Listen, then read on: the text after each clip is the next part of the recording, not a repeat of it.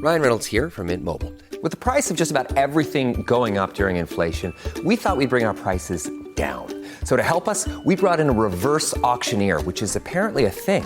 Mint Mobile Unlimited Premium Wireless. How to get 30, 30, bit to get 30, bit to get 20, 20, 20, bit to get 20, 20, bit to get 15, 15, 15, 15, just $15 a month? Sold! Give it a try at mintmobile.com/switch. $45 up front for 3 months plus taxes and fees. Promo rate for new customers for limited time. Unlimited more than 40 gigabytes per month. Slows full terms at mintmobile.com. Hello, and welcome to Black Marriage Therapy, BMT for short. Here we become students of marriage in order to create healthy, long-lasting relationships. I'm your host, Kristen Smith, and in today's episode, we discuss commitment. This is the first episode in a 3-part series called The 3 C's of Marriage: Commitment, Connection, and Communication.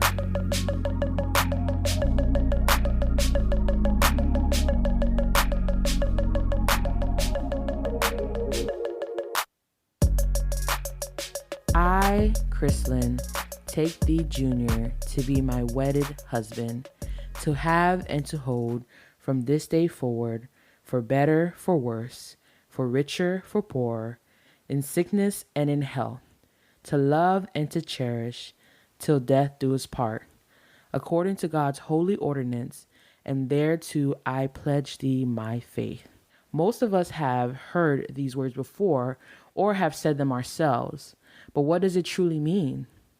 On our wedding day, we blissfully stand in front of one another and say these vows, or something similar to it. We promise to stick together forever. After the ceremony, we get into our festivities and often leave those vows at the altar. Most people don't bring those vows into their everyday lives. They don't sit and ask themselves, how can I practice for better or for worse today? Usually after we get married, we go straight into the day-to-day and just figure out how to live happy lives every single day until we hit a bump in the road. To most, it is a surprise. They might say to themselves, I didn't sign up for this. Oh, but you did. See, the vows that I just mentioned to you guys that we take at the altar are a glimpse as to what to expect into our marriage. It doesn't sugarcoat it. It makes it very clear. It says better or worse, richer or poorer, sickness and in health. So for today's episode, my goal is not to convince you all to be committed to your partner, because no one can do that for you. It's your choice ultimately. I want to discuss with you how you can keep that promise and stay committed for those who are married. And for those who are not married, I hope to shed light on what it truly takes to be committed in marriage. Let's get into it. So to begin, I want to talk about how we keep the promise, like the vows that I just read previously. Now, those vows are just the beginning of marital commitment. I think it goes a lot deeper than just those few phrases, but usually that's where we start. But how do we keep those vows? Now, I feel like this is like the age-old question, like, how do you stay committed? How do you stay committed, right? How do we make our relationship last long through commitment? And I hope you're not disappointed, because my answer is not complex at all. It is simply a choice and an act. That's it. That is all that I have for you guys. And of course, I'm going to explain it more in depth, but it is simply to choose and to take action. So first, let's start with the choice. Now, it is easy to stay committed when things are going well, right? When things are blissful and everything is as you expected it to be, you have the spouse that you wanted and they're everything that you envision, it's easy to be committed, right? When the finances are good, the sex is good, the children are behaving, everything is just picture perfect. Of course you want to stay. Why? There's no impediment to your joy. However, when things get a little bit more rocky and when things don't look like what you expected them to look like, that's when your commitment is challenged. These challenges can show up in a lot of different ways. Finances, family issues, different things. But one of the ways that I feel like is the most impactful is when you find out that the ideal version of your spouse that you had in your head is not who they really are. I have found through observation and with other couples and friends that this happens a lot of the times. When we're dating, most of the times the person that we're dating is an ideal version of themselves. Like, it's hard to fully see who this person is until you kind of get deeper into the relationship, until you get truly committed. And then what happens is the ideal version of that person kind of goes away. We take off the rose-colored glasses, and then we realize, oh, the person in front of us is who they really are. And not to judge them, because we're not saying that they're good or they're bad, but this is really who they are. And sometimes that challenges us and says, and we ask ourselves, is this who I truly want to be married to? Like, at first he was cute and romantic, and now I feel like he is overly needy and suffocating. And is this what I want for the future of my relationship? And it is oftentimes things like that and other circumstances that challenges our commitment, and if we truly want to stay in a relationship with this person. So if we do decide to stay in this relationship with this person, we make a choice, right? We say, well, I'm going to choose to stay in this relationship. This is who I wanted to be with. I'm going to choose to stick it out. I'm going to choose to be committed. Most of us, when we think of choosing to be committed, what we don't realize is that we are often making a very shallow choice to be committed. When it comes to marriage, the choice that I am talking about is the choice that we internalize. Now, I know that sounds real deep, but I'm going to try to explain it to you guys with a story. So I had spent many years trying to lose weight. And I have been going back and forth, yo-yo dieting for a while. And finally, again, after many failed attempts, I decided, you know what? I'm going to choose to lose weight again. Here's my goal. This is what I'm going to do. I'm going to choose to lose weight. So when you choose to lose weight, what do, right? You said, I'm going to eat healthy and I'm going to exercise. I'm going to make a choice. And these are the choices I decided to follow. And I said, and that's what I did. Every day I would eat healthy and exercise, eat healthy and exercise. And it was working and it was great. Something happened this time that was different than all those other times of me trying to lose weight. What initially started out as a shallow choice, I would say, turned into something different. That choice that I made to lose weight began to highlight and illuminate things in myself that I did not realize was impeding me to get to my goal. For instance, that choice made me realize that I had a binge eating problem. That choice made me realize that I was an emotional eater. That choice made me realize that I quit too easy. Now, when that choice illuminated these things inside of me, then at that moment was I able to make a real decision. See, most people have no problem making shallow surface choices that don't really touch deep. In that moment, I had an opportunity to make a deeper, more internalized choice. And that was to address the things, the underlying things that were deeply rooted in me that was causing me to fail over and over and over and over again. When I allowed myself, when I saw that those things were illuminated in me, I had the opportunity to make a real choice to transform myself, to change who I was in order to genuinely get to my goal. And when I did that, I didn't just reach my goal, I became a whole new person in the process. So when it comes to marriage, this is the choice that I'm talking about.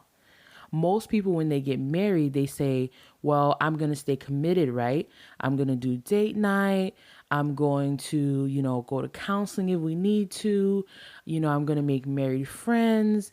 I'm going to make sure I stay faithful. All these things, all these choices are great, right? Because in the beginning, I needed to make those shallow choices to show up every day. And those choices are great because they keep you on a day-to-day. They keep you in the mindset of staying committed. But when it comes to relationships, there comes a point where the choice needs to go deeper than just a shallow level. What happens is something happens where who you are, the parts of you that may be impeding your relationships, are illuminated, and then you can make a choice. Are you willing to face those things in yourself that is impeding your relationship and change it and possibly transform yourself in order to truly be committed? For some people, that might be a selfish problem. Wow, I am really and truly a selfish person. Are you willing to change that part of yourself, to face that part of yourself in order to succeed in marriage? For another person, that might be a bitterness problem, a financial spending problem, a drama and gossip problem. Are you willing to face that part of yourself, truly change it in order to stay committed? I'll tell you right now, 50% of people are not. That's a divorce statistic. Overwhelming research, Dr. John Gottman being one of them, and many other therapists have said over and over again, the difference between marriages that last a long time and the ones that do not are couples are willing to change. And sometimes not just change, transform. So the first way to keep the promise is to choose. Not a shallow choice, but a choice that we internalize, the choice that we allow to change ourselves. The second part is to act. Actions. There's a few ways that you can show actions. Number one, be intentional. When we speak of intentionality, we're talking about stepping outside of your comfort zone. So if you are a spouse who maybe does not like affection or need affection, but your spouse does, act in a way, be intentional about showing your spouse affection within your boundaries and as much as you can give, but be intentional in that. Another way that you can show action is by prioritizing. Oftentimes we get very comfortable when it comes to spouses. We just say to ourselves, oh, they'll always be there. Oh, they'll always be there. Oh, I got this and this and this to do. They'll always be there. They'll always be there until they're not there. And it's because we don't prioritize them. We don't make them important. And we end up just leave them at the end and they get cut out of the list. So prioritizing is super important. Another way you can take actions to keep your commitment is by spending your resources, right? So this is time, money, and energy. Anything that you really care about, you will spend time with or on. If your spouse is as important as you say they are, then you would spend time with them and you would give up your time to connect with them. Another way is with money.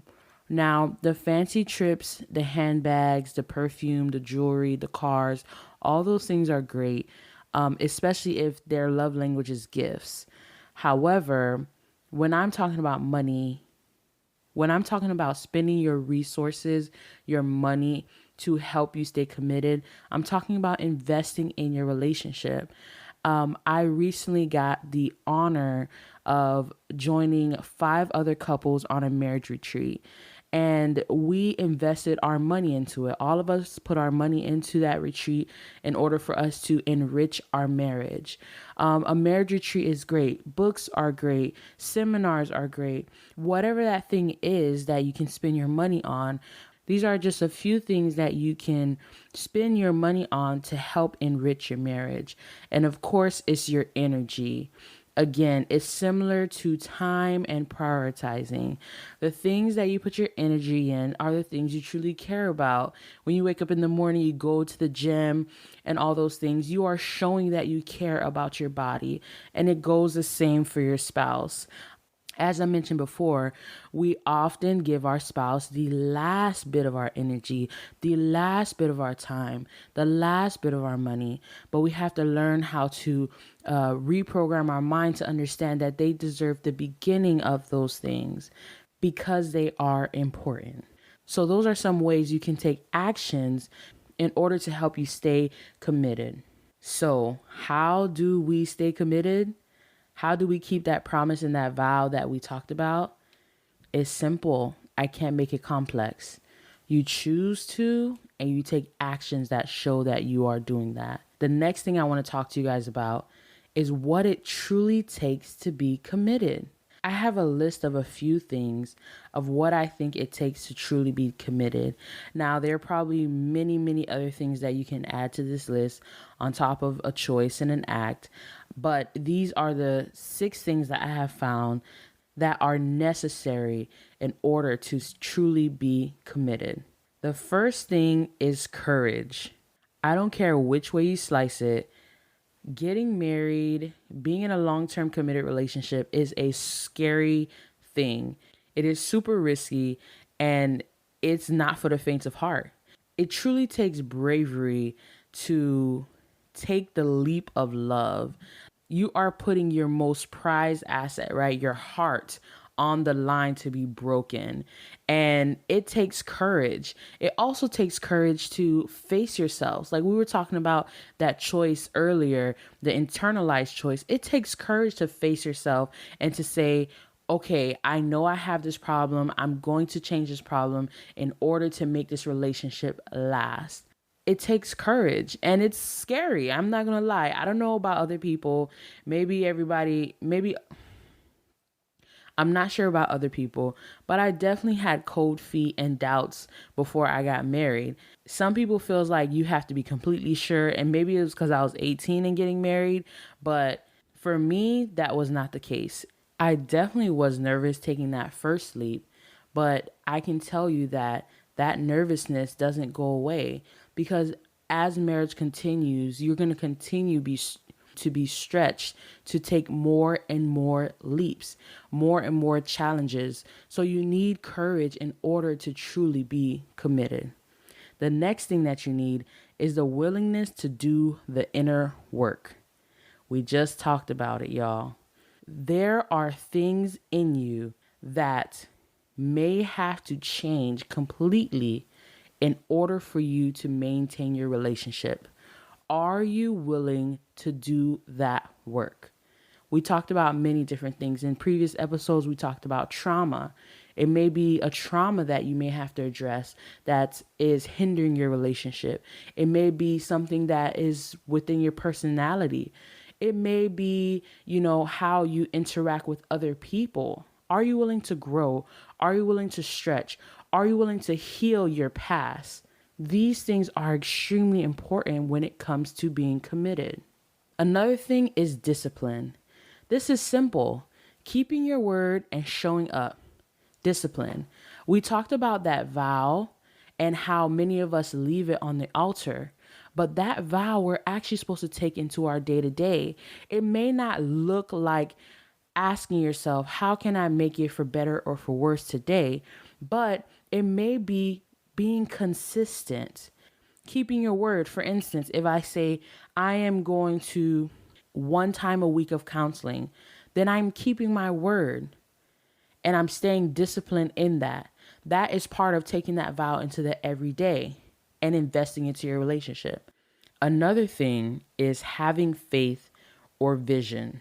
Having a vision for your relationship is extremely important. If 2 people are coming together and they have not yet discussed what the vision is for their relationship, I do not know where you guys are going.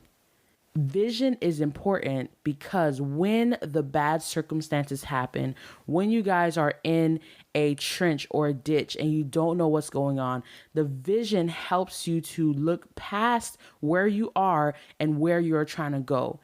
With the vision, you can say to yourself, okay, I know that we're in this position now, but let's work hard. Let's do what we need to do to get out of this situation so that we can get to our final destination. For me, my vision is always my husband and I sitting across from each other, bantering about who knows what, playing cards. This is such a simple and maybe silly vision, but whenever I think about leaving my husband, and it's not often, but whenever I think about leaving him, or I'm frustrated with him and I'm like, oh, do I really want to do this for another some odd years? I always think about, no, I want to have this friendship at the end of my life. I want to be 90 and old and farting and with my husband in the living room playing cards. And that vision helps me to get past where I am now. The last thing that I think it takes to be truly committed is full ownership. Full ownership is super important. And what it means is that you are taking 100% responsibility, not waiting for the other person. Unfortunately, some people waste 3, 4, 5 years of their marriage going in circles, playing tit for tat, like, oh, who's going to make the first step? Who's going to apologize first? Who's going to do the inner work first? Who's going to take the courage first? And waste time.